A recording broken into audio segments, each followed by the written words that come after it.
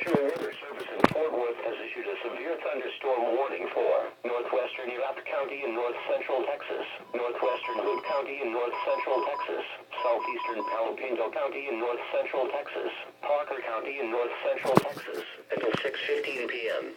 At 5:19 p.m., National Weather Service meteorologists detected a line of severe thunderstorms.